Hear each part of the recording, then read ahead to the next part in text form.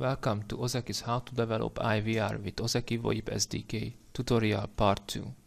In this video I'm going to show you the usage of the blind transfer method, and I will write a simple code for it.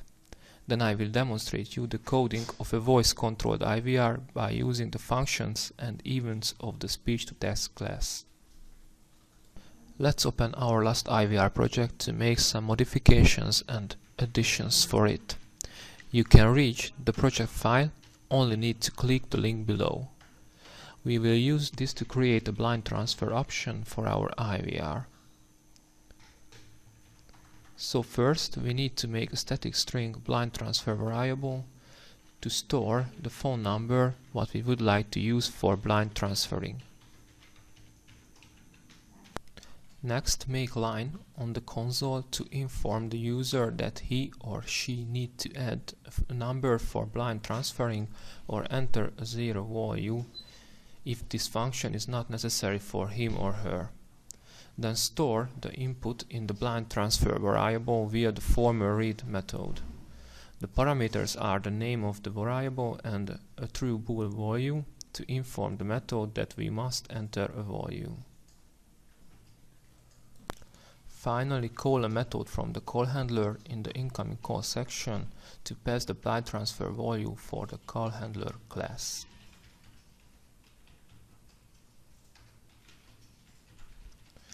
Name it blind transfer number, but this method doesn't exist yet, so we need to create it in the call handler class. So pass the blind transfer value and go to the call handler class. When we get there, the first thing we need to do is creating a string type blind transfer number value. We will use this to store the blind transfer value what we get from the program class.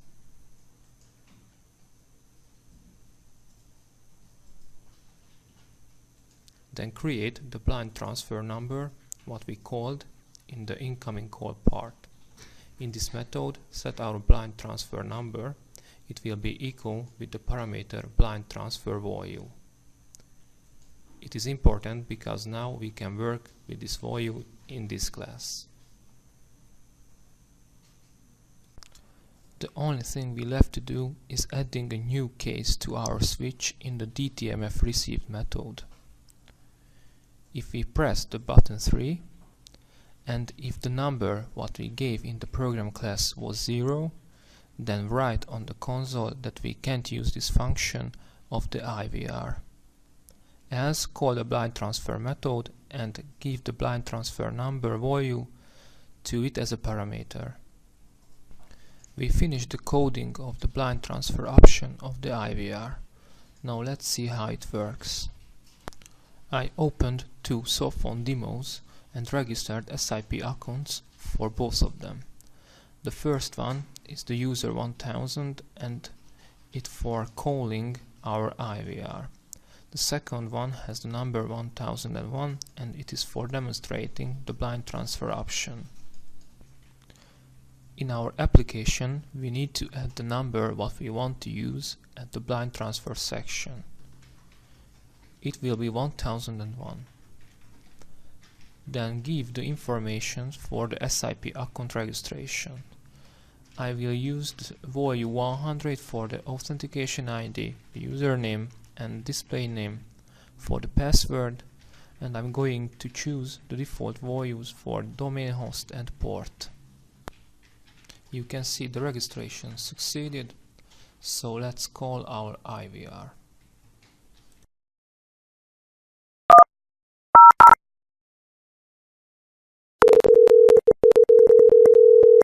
Introduce you the interactive voicemail aka IVR example code written with Ozaki VoIP SDK. For more information about Ozaki Limited, please press button 1.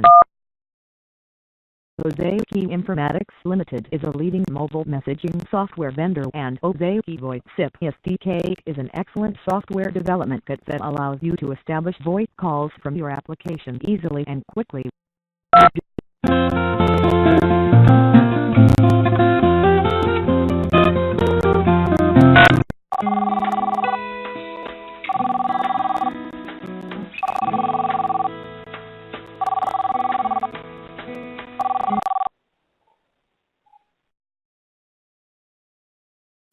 We finished the coding of the blind transferring part of this tutorial video. Let's continue with making of the voice-controlled IVR. Open again our basic IVR project because we are going to modify it again to make our voice-controlled IVR. We need to add some new objects to our code. These are the phone call audio receiver to receive sounds from the caller, a speech-to-text object, and an IEnumerable collection to add choices to our system to help recognizing words.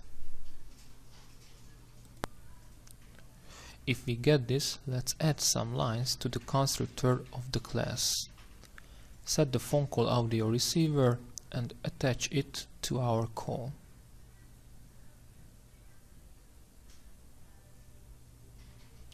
Then add the word options to the choices list.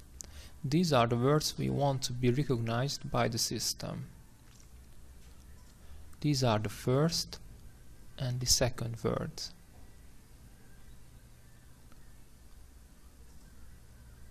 Now create an instance of speech-to-text class by using the createInstance method of the class. The parameter is a choices list.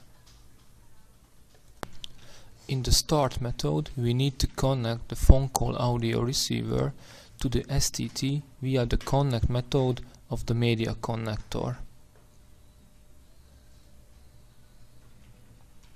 Then delete the DTMF received subscribing line because we will use human speech to enter a menu in the IVR. So subscribe on the word hyphatized event of the speech to text. Now we only need to copy the switch statement from the DTMF received method to the STT word hypothesized method. Then change the cases to the selected words and finally delete the DTMF received method. We finished the coding of the voice-controlled IVR system. Now let's try it. I ran the console application and already registered an SIP account with the number 1000 in a softphone, which is for calling our IVR.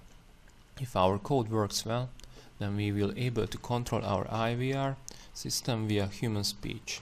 Now add the SIP account values to our application. 100 for the authentication ID, username, display name and the password, and I'm going to use the local host and the port 5060. If the registration succeeded, let's call the IVR.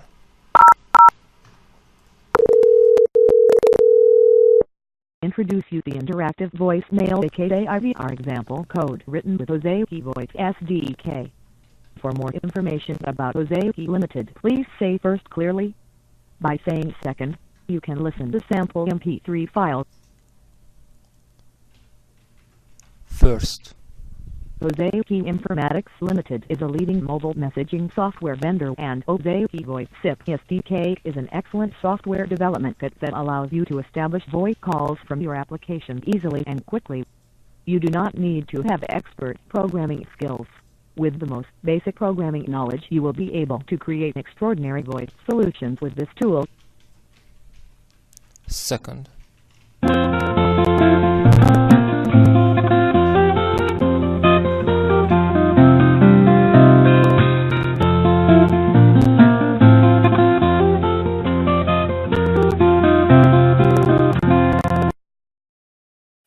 We finished the second video of how to develop IVR with Ozeki VoIP SDK.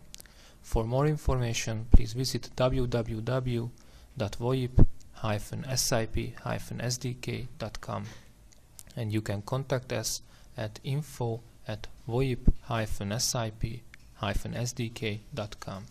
Please watch the next part of this tutorial video series. Thank you for watching.